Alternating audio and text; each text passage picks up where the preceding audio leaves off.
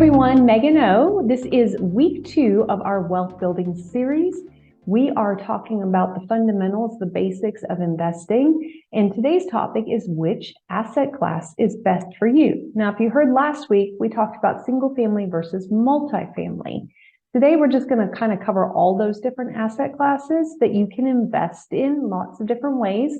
And then just give you a little bit of an overview on that one. You'll definitely want to dive in, dig in deeper if you are interested in any one of them in particular.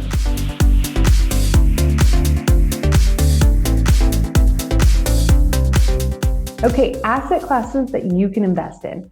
First, you can invest in single family. So that again is one dwelling unit that can hold one family. It's not usually where you can have multiple families in that dwelling unit. You can see a duplex, so 2 units attached, classified as single family, and that is true. You can also see a triplex, 3 units attached, classified as single family, and a quadplex.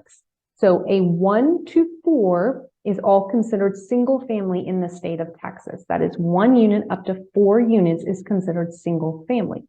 Multifamily, so that's the next asset class, is going to be anything that is 5 units and up, and you're going to have multiple families that can get into that building, so to speak.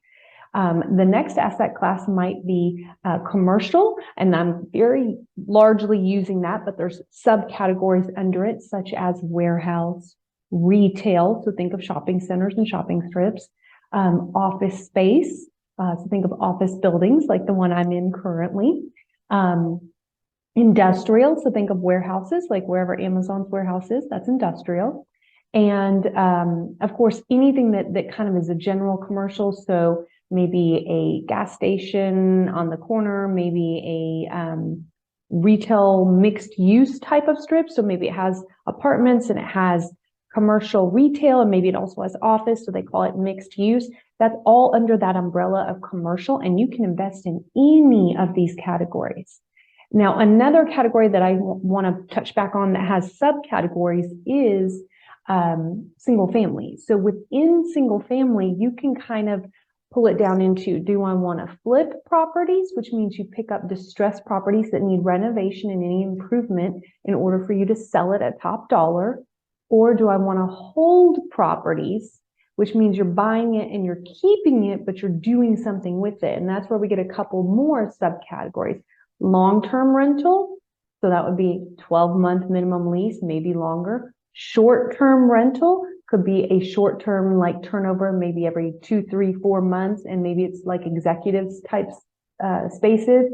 Those are very common around large corporations where executives come in and they stay for periods of time and then they leave again. So you might see short-term rentals around there, executive leasing.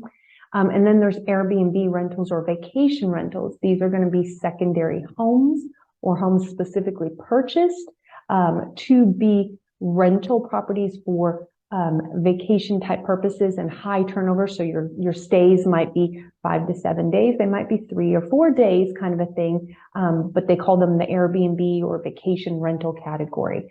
All of those are kind of underneath that umbrella of a hold property. So you've bought a property to hold on to it, not sell it, and you're trying to figure out the way to generate income off of it. And you can do it in a couple ways: short-term rental, long-term rental, Airbnb type rental. So those are a lot of different asset classes. If you're interested in one in particular, you should dive further into it, use some resources. We have a few things on our website, but we always will recommend Bigger Pockets because they have tons of information that's just so helpful. We even check them out from time to time. So see you guys next time for wealth building.